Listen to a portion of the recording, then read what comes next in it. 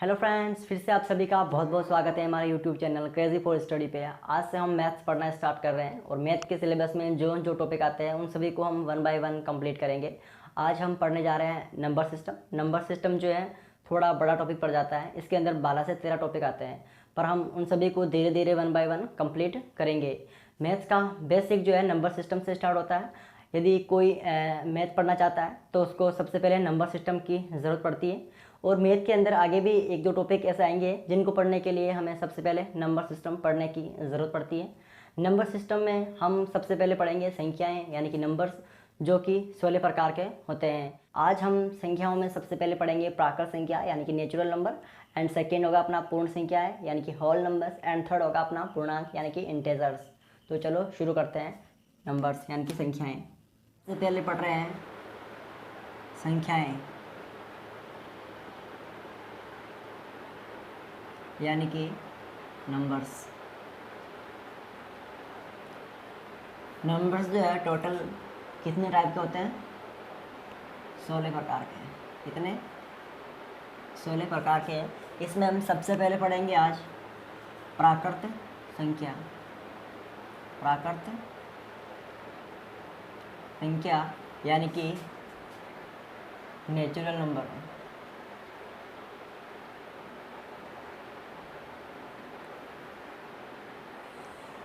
Natural number को capital N से denote किया जाता है। प्राकृत संख्या जो होती है 1 से स्टार्ट होती है और अनंत तक चलती है। नेचुरल नंबर के अंदर किसी प्रकार के कोई पॉइंट्स, बटा, रूट यानी कि डेसिमल, फ्रैक्शंस, रूट ये सभी नहीं होते हैं। ये एकदम पूरी संख्याएं होती है, ठीक है ना। 1 से स्टार्ट होती है और अनंत तक चलती है। इसकी खोज पाइनोस ने की है, ठीक है ना। खोज किसने की है? पाइनोस ने। इन्होंने क्या परिभाषा दी है? वो ये दी है कि वे संख्याएं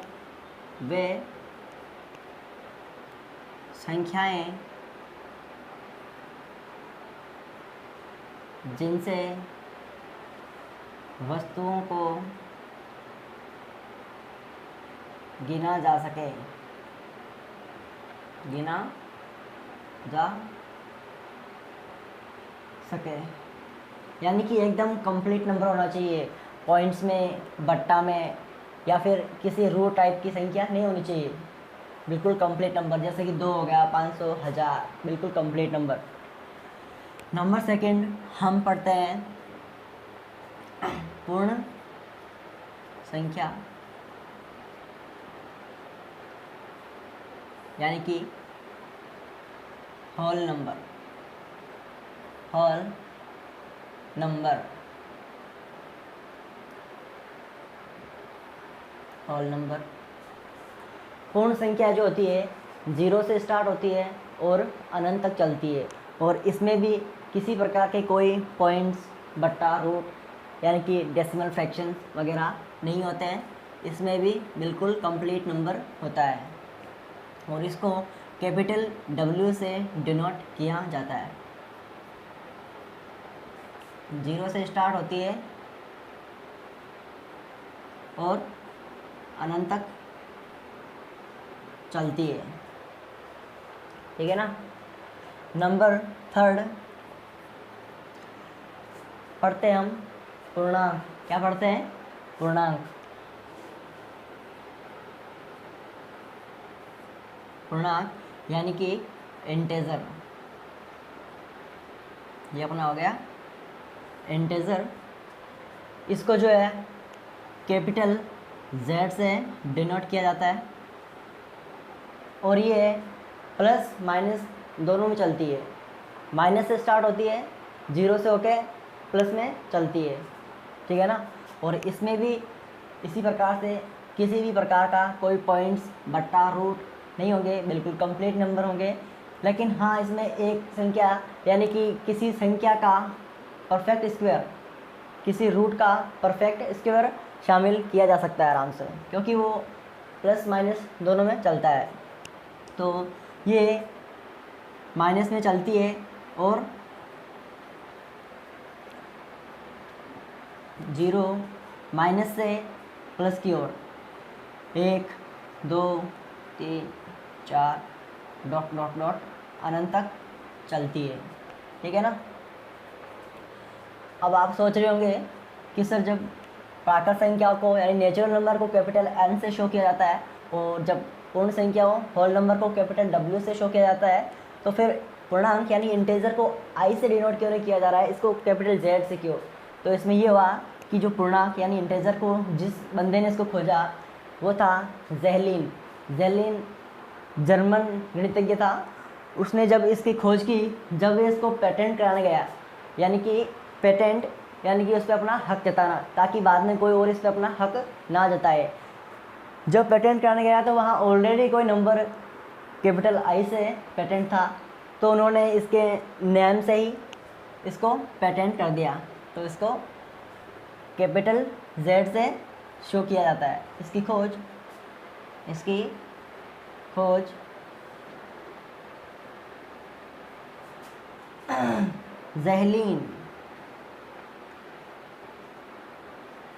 ज़ेहलिन नामक जर्मन गणितज्ञ ने की, ठीक है ना। ठीक है, हम यहाँ देखते हैं कि जैसे हम समझते हैं 5/3, क्या ये नंबर इन तीनों में से कोई होगा? बिल्कुल नहीं होगा। क्यों? क्योंकि बट्टा वगैरह में ये संख्याएं नहीं चलती है, यानी कि डेसिमल फॉर्म के अंदर ये संख्याएं नहीं होती, ये बिल्कुल कंप्लीट नंबर चलते हैं। क्या 8/3 क्या ये इनमें से कोई नेचुरल नंबर या फिर होल नंबर या इंटीजर है? बिल्कुल नहीं। ये बताओ आप कि -5 क्या इनमें से कोई नंबर है? तो बिल्कुल है। ये क्या है? ये अपना इंटीजर है। क्या है? -5 क्या है? इंटीजर, क्योंकि इंटीजर माइनस और प्लस दोनों में चलता है, ठीक है ना।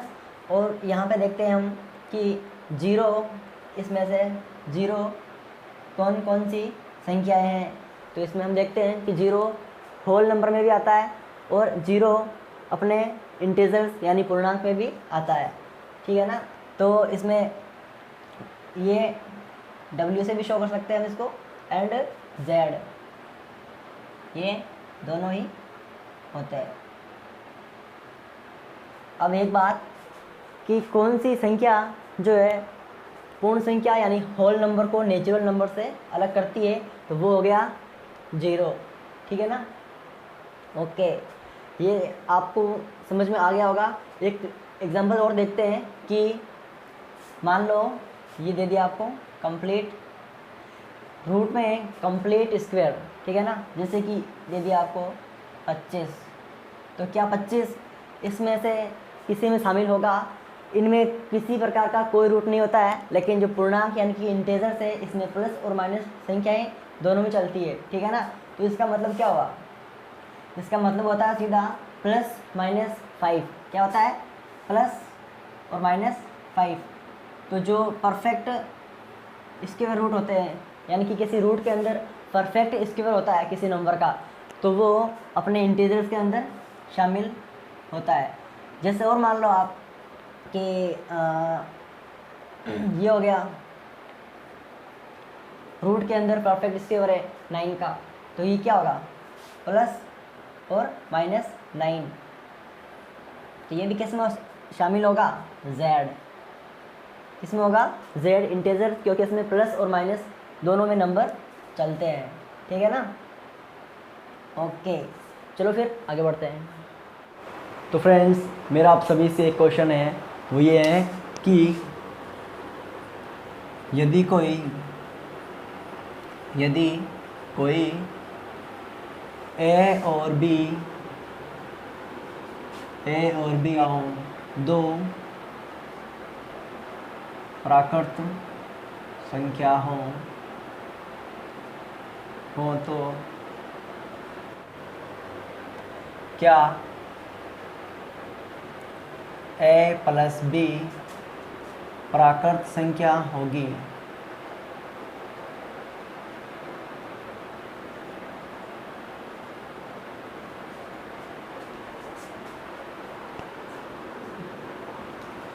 यदि हम a और b कोई प्राकृत संख्या लेते हैं और अगर उसको दोनों को ऐड करते हैं तो हम पाते हैं कि हमेशा प्राकृत संख्याएं होगी। यानी कि a को हम मान लें 5, b को मान लें 3, तो 5 3 8 होते हैं और 8 एक प्राकृत संख्या है। a मान लो 1, b मान लो 3, 1 + 3 4।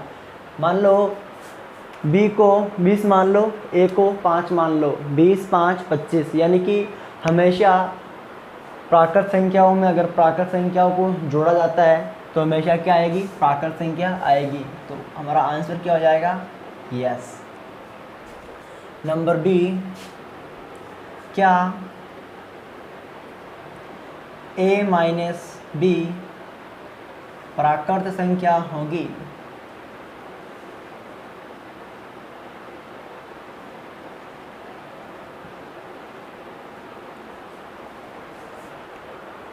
तो फ्रेंड्स हम देखते हैं, यदि a बड़ा होगा और b छोटा होगा, a - b करने पर प्राकृत संख्या होगी। पर यदि a छोटा हो और b बड़ा हो तो संख्याएं माइनस में चली जाएगी। और हम जानते हैं कि प्राकृत संख्या केवल और केवल प्लस में चलती है। तो इसका आंसर सीधा 9 हो जाएगा। क्या हो जाएगा? 9। क्योंकि हमेशा ऐसा नहीं होता है कि प्राकृत संख्या ही होगी। यहाँ पर अगर नंबर को, जब नंबर a बड़ा होगा और b छोटा होगा तब तो प्राकृत संख्या होगी। लेकिन जैसे ही हम a को छोटा कर देते हैं और b को बड़ा कर देते हैं तो जो आंसर आएगा वो माइनस में चला जाएगा। और माइनस में हमारी प्राकृत संख्याएँ नहीं होती है। तो इसका आंसर सीधा सा 9 हो जाएगा। नंबर सी हमारा क्वेश्चन है, क्या a × b प्राकृत संख्या होगी? प्राकृत संख्या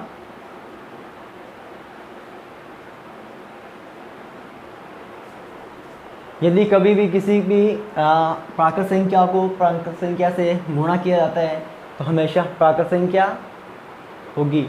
क्यों? क्योंकि मान लो 5 को 3 से गुणा करो, 5 3 15, 20 को 3 से कर लो, 20 3 60, 2 को 3 से कर लो, 2 3 6। संख्याएं हमेशा प्लस में चलेगी। तो इसका आंसर हो जाएगा बिल्कुल यस। ठीक है ना? अगला क्वेश्चन हमारा ये है, क्या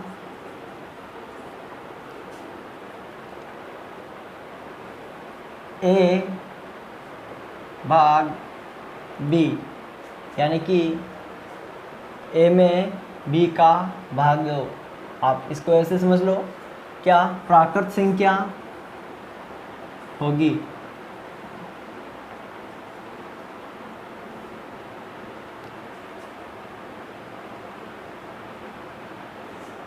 तो इसमें प्राकृत संख्या कब होगी? जब भाग पूरा पूरा जाएगा। यानी कि 10 में 2 का भाग देते हैं, 2 पंजे 10। यानी कि जब पूरा पूरा नंबर आएगा, जब पूरा पूरा भाग जाएगा तो कंप्लीट नंबर आएगा, तो तब तो प्राकृत संख्या होगी।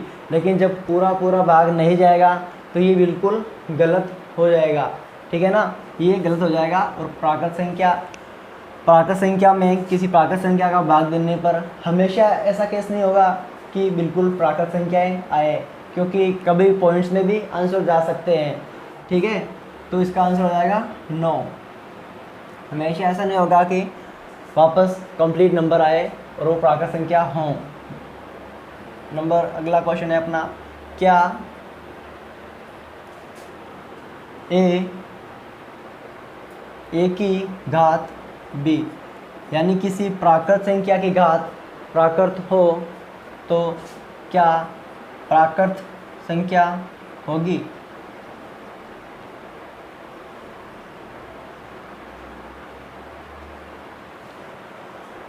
आप कभी भी किसी भी प्राकृत संख्या को इतनी बार चाहे जितनी बार मल्टीप्लाई कर लो। यानी कि मान लो हम यहाँ रख लेते हैं 2 की घात 3, 2 दूनी 4, 4 दूनी 8 यानी कि प्राकृत संख्या होगी। या फिर आप 4 पे 3 की घात रख के देख लो, 4 चौक 16, 16 चौक 64। यानी कि अगर आप किसी भी प्राकृत संख्या की घात प्राकृत संख्या रखते हो तो हमेशा प्राकृत संख्या होगी।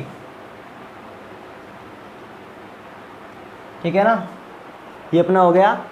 आगे हम एक क्वेश्चन यहाँ देख लेते हैं, क्वेश्चन नंबर 2 नंबर। अगला अपना क्वेश्चन रहने वाला है कि यदि कोई दो ए और बी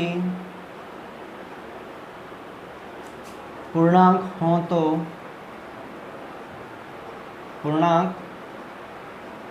तो क्या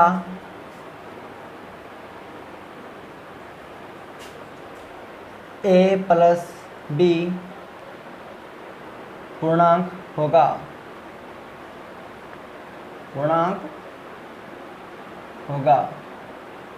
तो इसका आंसर आएगा बिल्कुल यस, क्योंकि आप चाहे ए को 0 रख लो, बी को 5 रख लो तो भी 5, 0 + 5 5 होगा। चाहे ए को 5 रख लो, बी को 10 रख लो, 10 5 15 है। चाहे 20 रख लो, 20 रख लो, 20 20 40। यानी कि हमेशा आप पूर्णांक संख्याओं के अंदर पूर्णांक रखेंगे तो बिल्कुल पूर्णांक संख्याएं होंगी। यस, हमें पता है कि पूर्णांक प्लस और माइनस दोनों में चलता है।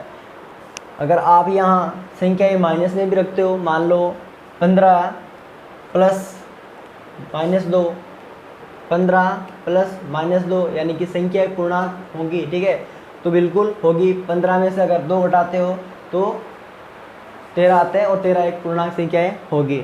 ठीक है, नंबर बी, क्या ए माइनस बी पूर्णांक होगा? इसका आंसर भी हमारा क्या रहने वाला है? यस, क्योंकि आप मान लो किसी भी संख्या को किसी भी संख्या में से घटा के देख लो, किसी भी पूर्णांक संख्या में से किसी पूर्णांक संख्या को घटा के देख लो। मान लो हमने 15 में से 5 घटा दिए, कितना आ गया? 10 आ गया। वो भी एक पूर्णांक संख्या है, क्योंकि यहाँ प्लस और माइनस दोनों में संख्याएं चलती है। अगर 0 भी आता है तो भी पूर्णांक में होता है। तो इसका आंसर होता है सीधा होगा यस। ठीक है ना। नंबर 3 अपना क्वेश्चन है, क्या a × b पूर्णांक होगा? हम देखते हैं कि यदि पूर्णांक को पूर्णांक से गुणा किया जाता है तो हमेशा क्या होगा? बिल्कुल पूर्णांक ही आएगा। चाहे आप 4 को 0 से गुणा करके देख लो, 4 को 0 से करोगे तो 0 आएगा, और 0 एक पूर्णांक है। चाहे यहाँ पे आप 4 रख लो या 3 रख लो, 4 3 12, तो 12 भी एक पूर्णांक होगा। यानी कि इसका आंसर होगा सीधा यस।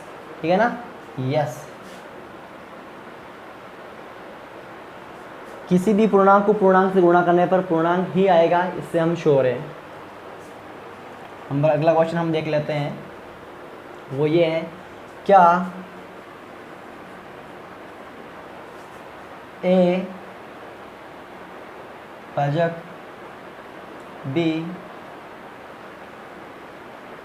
पूर्णांक होगा? यदि आप ए कोई पूर्णांक हो, बी को दोनों बी पूर्णांक हो, तो उसमें भाग देने पर ए के अंदर बी का भाग देने पर क्या पूर्णांक होगा? तो देखते हैं हम, जब भाग पूरा जा रहा हो तब तो होगा, लेकिन जब भाग पूरा नहीं जाएगा तब इसका आंसर पूर्णांक नहीं होगा। तो सीधा आंसर आएगा नो। ये कारण तो ये हो गया कि जब इसमें भाग पूरा नहीं जाएगा। नंबर 2 हम देखते हैं, इसके अंदर भी जब भाग पूरा नहीं जाएगा तब भी होगा। नंबर 2 हम मान लो ए को मान लो 8 b को मान लो 0, तो a भाजक b मान लो 8/0, इसका आंसर क्या आएगा? इन्फिनिट। क्या होगा? इन्फिनिट, यानी कि अनंत। क्या होगा? अनंत। और अनंत किसी प्रकार की कोई संख्या ही नहीं होती है। तो हमारा सेकंड ऑप्शन ये हो गया कि ये पूर्णांक में पूर्णांक का भाग देने पर कभी पूर्णांक नहीं आएगा, क्योंकि अनंत आ रहा है और अनंत कोई किसी प्रकार की संख्याएं नहीं होती है।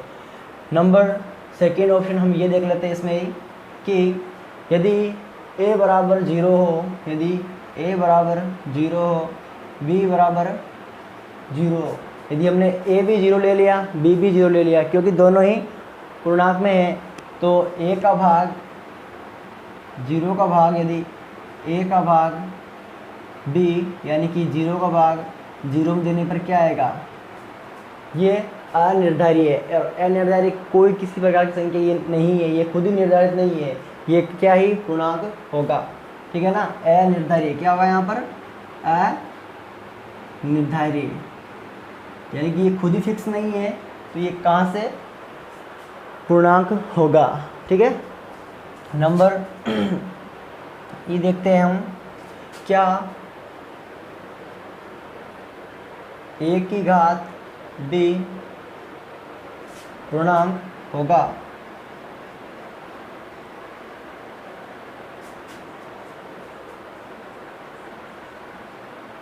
तो इसका आंसर क्या हो जाएगा? इसका आंसर हमने क्या कर दिया? 9। ठीक है ना? 9। आप लोगों को लग रहा होगा कि पूर्णांक का भाग पूर्णांक में भाग नहीं, सॉरी, पूर्णांक की घात पूर्णांक होने पर क्या पूर्णांक होगा? तो आप देख लो, यानी कि 8 की घात 3, 3 की घात 2, चाहे किसी भी रखो, चाहे उसकी घात आप 0 रख लो, तब तो हो सकता है। लेकिन हम देखते हैं कि यदि हम मान लेते हैं कि ये हो गया अपना 5, और 5 की घात यदि हमने घातें माइनस में रख ली हो, यदि घातें माइनस में हो, तो क्या होगा कि जब इसको हम सोल्व करेंगे तो ये बट्टा में चला जाएगा और प्लस में हो जाएगा। क्या हो जाएगा? ये हो गया अपना 1/5 की घात 2, जिसका आंसर होगा 1/5 25, 25, और ये संख्या बट्टा में आ गई है। और हम जानते हैं कि पूर्णांक कभी भी डेसिमल फॉर्म में नहीं होता है। ठीक है ना? तो इसका आंसर क्या हो जाएगा? सीधा 9। ठीक है ना? संख्याएं जब घात माइनस में होगी तो बिल्कुल नहीं होगा। अगर एक केस भी नहीं होगा तो पूरे केस में नेगेटिविटी आ जाएगी, यानी कि इसका आंसर हो जाएगा 9। ठीक है ना? ओके, तो फ्रेंड्स आज के लिए बस इतना ही।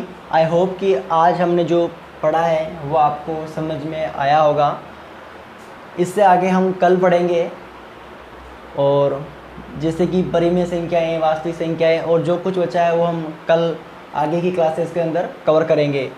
तो आई होप ये वीडियो आपको पसंद आया होगा। So please like, comment, share and channel को सब्सक्राइब कर लें। मिलते हैं आपसे नेक्स्ट वीडियो के अंदर। धन्यवाद।